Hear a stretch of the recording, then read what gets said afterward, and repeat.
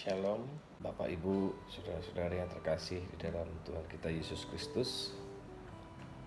Kembali hari ini kita memasuki hari yang ke-8 dalam masa Prapaskah. Kita akan belajar terus merenungkan firman Tuhan. Namun sebelumnya mari kita mohon pimpinan Tuhan untuk kita perenungan firman Tuhan hari ini. Kita berdoa. Bapa di surga, mari kami bersyukur karena Engkau memberi waktu kami untuk kembali merenungkan firman-Mu. Di dalam hari yang ke-8 ini kami bisa tetap mendekatkan diri, tetap bisa mengucap syukur kepada Tuhan atas berkat dan kasih anugerah Tuhan yang sudah Tuhan limpahkan, terlebih lagi dengan pengorbanan Kristus kepada kami semua. Hari ini kiranya Kau pimpin kami Tuhan di dalam merenungkan firman Tuhan.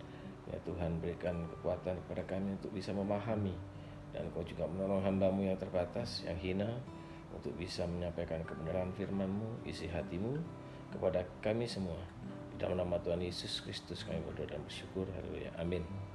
Beberapa hari yang lalu kita sudah banyak belajar alasan mengapa Kristus menderita, kenapa Kristus harus mati untuk kita semua. Dia harus menyenangkan Bapaknya yang di surga, dan ada ketaatan yang harus dilakukan untuk pembelajaran kepada kita semua, di mana ketaatan juga menimbulkan kesempurnaan di dalam Tuhan kita Yesus Kristus, pengenalan kita kepada Tuhan, dan untuk mendapatkan kebangkitan sendiri dari kematiannya. Mana Yesus bangkit setelah mati, di situ menunjukkan kekayaan kasih dan anugerah Allah bagi orang berdosa.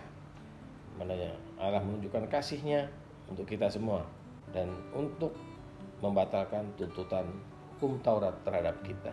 Dan hari ini kita akan belajar alasan mengapa Kristus menderita dan mati untuk kita, yaitu untuk menjadi tebusan bagi banyak orang. Saudara-saudara yang terkasih dalam Tuhan, maka ketika Allah ingin mengasihi kita melalui kasih-Nya yang begitu besar, dan dengan kondisi kita sebagai manusia yang berdosa, membuat Allah murka terhadap perbuatan-perbuatan yang tidak menyenangkan hati Allah. Maka Allah merelakan diri-Nya untuk bisa memberikan pengampunan kepada kita semua. Tentunya hal ini dilakukan dengan cara penebusan terhadap dosa-dosa yang sudah dilakukan oleh manusia, bahkan kita semua. Penebusan tidak bisa dilakukan oleh Allah sendiri dalam wujud yang penuh kemuliaan, kesuciannya. Jadi hanya ada satu cara bagaimana Allah dapat melakukan penebusan kepada dosa-dosa kita, melalui Anaknya turun ke dalam dunia sebagai mengambil rupa sebagai manusia, bahkan sebagai hamba. Tebusan itu adalah sesuatu yang hidup yang diserahkan ke dalam kematian. Yesus Kristus sebagai anak manusia itu harus mengalami penderitaan, harus mengalami kematian sebagai tebusan. Jadi itulah yang dilakukan, dan mengapa Kristus mau menderita dan mati untuk kita. Kalau zaman dulu orang memberikan persembahan, itu domba yang terbaik, anak domba yang tidak bercacat, maka sebagai anak manusia yang harus berkorban adalah seorang manusia yang tidak bercacat. Yesus Kristus adalah Allah sendiri. Dia layak menjadi tebusan untuk menebus dosa kita melalui kematiannya. Dalam ayat kitab suci di dalam Markus pasal 10 ayat 45, karena anak manusia juga datang bukan untuk dilayani, melainkan untuk melayani dan untuk memberikan nyawanya menjadi tebusan bagi banyak orang. Jadi di sini anak manusia datang ke dunia.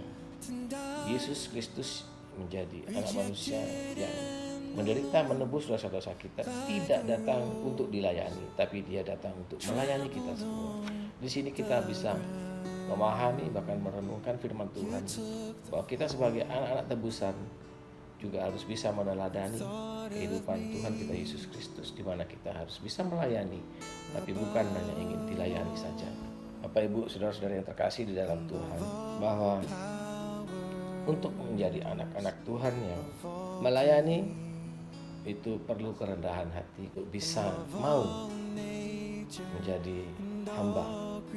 Jadi bahkan ketika kita menjadi seorang pemimpin, itu pun dengan teladan Kristus, bukan sebagai pemimpin yang harus dilayani, tetapi justru kita harus melayani. Jika seorang pemimpin itu menjadi besar, itu bukan karena status atau pangkat atau jabatan, tapi menjadi pemimpin yang besar itu berarti seorang yang bisa melayani, dihormati bukan karena jabatan yang dipegang, tetapi orang menjadi besar karena mereka bisa melayani. Jadi tidak perlu gelar, tidak perlu hal yang luar biasa di dalam menjadi seorang pemimpin. Yang dibutuhkan hanyalah hati yang penuh sukacita dengan jiwa yang dipenuhi kasih, di mana penuh dengan rasa melayani dengan tulus. Itulah pemimpin yang besar.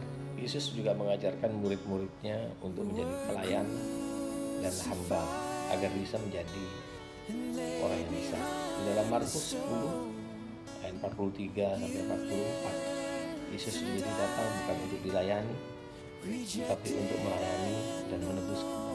Tuhan yang seharusnya ada pada posisi tertinggi datang untuk melayani kita semua. Ini sebuah ajaran yang luar biasa. Kita harus siap melayani dengan sepenuh hati. Apakah ini sulit? Jika kita memang menjadi anak-anak tebusan dan hati kita sudah dipenuhi oleh sukacita serta kasih dan oleh Roh Kudus, maka tidak ada yang sulit. Kita sudah cukup menerima anugerah penebusan melalui darahnya, menjadi anak-anak yang ditebus dari dosa-dosa. Itu sudah cukup, lebih dari cukup. Yesus pernah berkata kepada murid-muridnya juga di dalam Markus 10 ayat 43, ayat yang sebelumnya sampai 45, barang siapa ingin menjadi besar di antara kamu, hendaklah ia menjadi pelayanmu. Dan barang siapa ingin menjadi yang terkemuka di antara kamu, hendaklah ia menjadi hamba untuk semuanya. Jadi orang ingin menjadi besar harus mau menjadi pelayan. Dalam bahasa Yunaninya diakonos, diakon, istilahnya diakon itu pelayan, doulos. Tuhan kita menggunakan kesempatan untuk memberitahu para murid bahwa kebesaran di dalam kerajaannya tidak terdiri dari mendapat pelayan, tetapi dalam melakukan pelayanan. Bukan dalam mempunyai pelayan-pelayan, tetapi dalam menjadi pelayan-pelayan. Makin seorang merendahkan diri, makin tinggi orang itu di hadapan Allah. Adalah kita hidup jangan seperti orang Farisi atau ahli Taurat yang kebanyakan hidupnya selalu ingin diprioritaskan dan diperhatikan serta dilayani. Beda sekali kehidupan orang ahli Taurat, Farisi dengan Yesus. Yesus sudah jelas sebagai Allah, dia mulia, tetapi rela dihina. Sedangkan para ahli Taurat dan orang Farisi yang hina tetapi ingin dipermuliakan dan menuntut agar orang-orang memberikan penghormatan kepada mereka. Tetapi Yesus tidak pernah menuntut itu. Semua orang yang mengikuti dia memberikan penghormatan mereka dengan rela. Hendaklah kita juga sebagai anak-anak tebusan memiliki sikap seperti Tuhan kita Yesus Kristus, merendahkan diri, rela melayani, menjadi hamba untuk banyak orang. Dan Tuhan Yesus pun berkata bahwa dia datang untuk menjadi tebusan bagi banyak orang. Tidak semua orang akan diselamatkan dari murka Allah, tapi tawaran ini ditujukan kepada semua orang. Allah itu Esa dan Esa pula dia yang menjadi perantara antara Allah dan manusia, yaitu manusia Kristus Yesus yang telah menyerahkan dirinya sebagai tebusan bagi semua orang. Jadi keselamatan itu akan didapatkan bagi semua orang yang menerima Kristus yang telah menjadi penebus dosanya. Bapak Ibu saudara-saudara terkasih, Ada banyak orang Kristen yang mungkin sudah sering pergi ke gereja setiap hari Minggu, selama bertahun-tahun bertumbuh dewasa, mempunyai orang tua yang rohani, tetapi belum menaruh iman pribadinya di dalam Yesus Kristus. Sangat mungkin ada banyak orang Kristen juga yang mengenal dan mengerti Alkitab dengan sangat baik, belajar teologi, bahkan menjadi penginjil, pendeta, ataupun misionaris, tetapi belum menaruh iman pribadinya di dalam Yesus Kristus. Bahkan sangat mungkin pula ada banyak orang yang mengatakan dirinya Kristen, itu juga sudah mendengarkan Injil seumur hidup, tetapi masih tetap mengandalkan kebaikan dan kerja keras diri sendiri untuk mendapatkan keselamatan. Padahal Tuhan Yesus sudah Alkitab berkata dengan jelas bahwa tidak ada manusia yang diselamatkan karena usahanya sendiri. Kita mendapatkan keselamatan, kita dibenarkan hanya oleh darah Yesus Kristus yang dicurahkan di kayu salib. Tidak ada seorang pun yang dapat menyelamatkan diri dengan usaha mereka sendiri. Tidak mungkin. Dan ada pula bahkan yang mengeraskan hati terhadap Tuhan dan Injilnya, menolak dan menutup jaminan keselamatan yang ditawarkan Allah. Hal ini sangat menyedihkan, karena Allah sudah menyediakan jalan keselamatan melalui kematian Yesus Kristus di atas kayu salib. Hanya orang yang percaya kepada penebusannya, itulah yang mendapatkan keselamatan. Jadi hendaklah kehidupan rohani kita sebagai orang tebusan tidak lagi seperti ahli Taurat atau orang Farisi. Saya teringat kepada perkataan Yesus di dalam Markus pasal 12 ayat yang ke-34, ketika saat itu orang Farisi bertanya tentang satu hal hukum Taurat yang paling inti dalam hukum Taurat itu kepada Tuhan Yesus Kristus. Yesus berkata kepada orang Farisi tersebut ketika ia sudah menjelaskan bahwa hukum yang terutama, hukum kasih adalah kasihilah Tuhan Allahmu, dan hukum yang kedua yang utama adalah kasihilah sesamamu seperti kau mengasihi dirimu sendiri. Dan Yesus berkata setelah menjawab pertanyaan ahli Farisi kepada orang Farisi ini, dia berkata kepadanya, engkau tidak jauh dari kerajaan Allah. Jadi orang-orang Farisi ini orang-orang yang juga orang-orang yang disebut orang-orang yang beriman, orang-orang yang istilahnya alim ya. Orang bilang orang alim ya, orang yang dekat, selalu melakukan kegiatan-kegiatan kerohanian sama dengan ahli Taurat. Tapi Tuhan Yesus hanya berkata, engkau tidak jauh dari kerajaan Allah. Hal ini menjadi satu pertanyaan juga. Loh, kenapa kok Tuhan Yesus masih berkata engkau tidak jauh dari kerajaan Allah?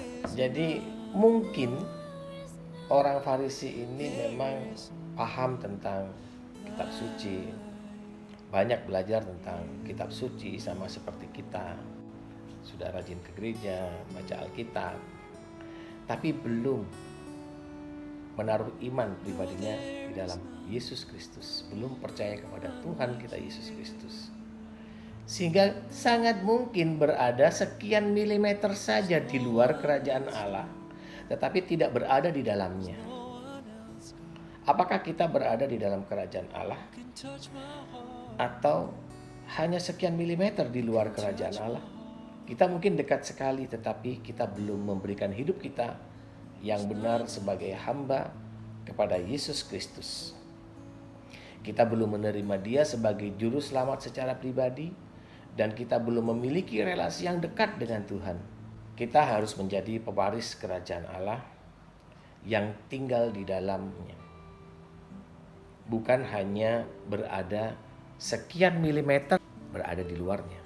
Jadi marilah kita meresponi pengorbanan Tuhan kita Yesus Kristus yang sudah mau menderita, mati bagi kita untuk menjadi tebusan bagi banyak orang, dan khususnya bagi saya dan saudara-saudari yang terkasih di dalam Tuhan. Jadilah pewaris kerajaan Allah yang tinggal di dalam kerajaannya dan bukan hanya berada sekian milimeter di luar kerajaan Allah. Tuhan Yesus memberkati.